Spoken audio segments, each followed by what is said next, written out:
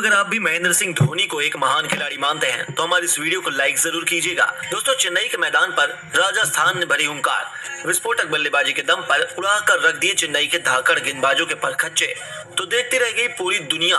तो आखिर ऐसा क्या हुआ चेन्नई और राजस्थान के बीच खेले गए आईपीएल 2023 के सबसे बड़े घमासान में, जिसमें गेंद और बल्ले के बीच हुई भिड़ंत देखकर करोड़ों दर्शक दांतों तले उंगलियां दबाने पर मजबूर हो गए।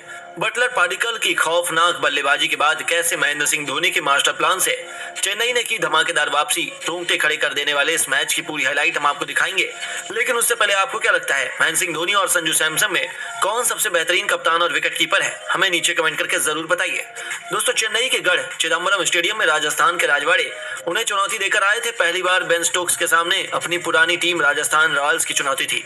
संजू और धोनी के बीच होने वाली भिड़ंत को देखने के लिए पूरी दुनिया की नजरें केवल इंडियन प्रीमियर लीग पर टिकी हुई थी। हजारों दर्शकों से खचाखच भरे स्टेडियम में जब सिक्का उछला तो महेंद्र सिंह धोनी ने टॉस जीतकर मेहमानों को पहले बल्लेबाजी का न्योता दिया। राजस्थान के लिए उनके दो सबसे खतरनाक ओपनिंग बल्लेबाज जॉस बटलर के साथ यशस्वी जायसवाल पारी की शुरुआत करने आते हैं। ये दोनों अपनी विस्फोटक बल्लेबाजी के लिए जाने जाते हैं और इसका एक नजारा उन्होंने चेन्नई के मैदान पर भी दिखाया। जब पहले ही ओवर में गेंदबाजी करने आए आकाश सिंह को आड़े हाथों लेते हुए यशस्वी जायसवाल ने लगातार दो गेंदों पर दो तूफानी चौके जड़ दिए। स्टेडियम में अचानक से सन्नाटा छा गया था। पीले समुद्र में जोश की लहर कम होती हुई नजर आई थी। यशस्वी ने अपने तेवर तो दिखा दिए चेन्नई को, लेकिन ऐसा लगा कि एक बार फिर वह तूफानी बल्लेबाजी से अर्धशतक जड़ना चाहते हैं। लेकिन महेंद्र सिंह धोनी के सामने ज्यादा देर तक टिक पाना इतना आसान नहीं है।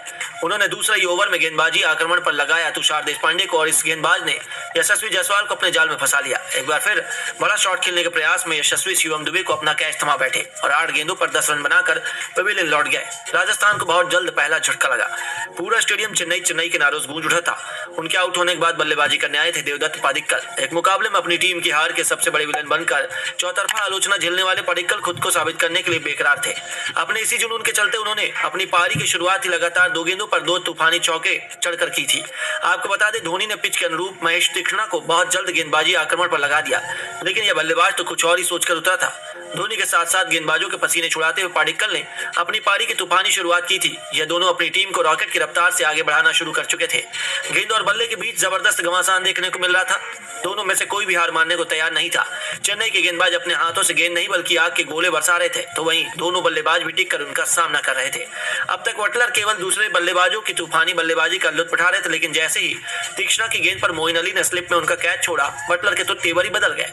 अगली गेंद पर जले में नमक छिड़कते हुए इस बल्लेबाज ने तीक्ष्णा को मिड ऑन के ऊपर से छक्के के लिए भेजकर पूरे स्टेडियम के होश उड़ा दिए थे। उनका वह अद्भुत छक्का देखकर हर कोई दंग।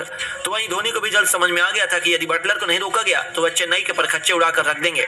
लेकिन यह तो केवल शुरुआत थी। बटलर के बाद इस गेंदबाज को रिमांड पर लिया देवदत्त पाडिक्कल ने। उन्होंने भी छक्के के बाद चौका बटोरकर अपने साथी का बखूबी साथ निभाया। तो वहीं अंतिम गेंद पर जॉस बटलर ने भी एक और चौका जड़कर इस ओवर को अब तक का सबसे बड़ा ओवर बना दिया था। धोनी के तुरूप के इक्के पिछड़ा की तो इन्होंने हालत खराब करके रख दी थी। इस ओवर में दोनों बल्लेबाजों ने मिलकर 17 रन बटोरे और 5 ओवरों में ही अपनी टीम को 45 रनों तक पहुंचा दिया। इन दोनों को देखकर ऐसा लग रहा था कि वह गेंदबाजों का करियर तबाह करने के इरादे से मैदान में आए हैं। पावर प्ले का बखूबी फायदा उठाते हुए ये दोनों खौफनाक अंदाज में बल्लेबाजी कर रहे थे।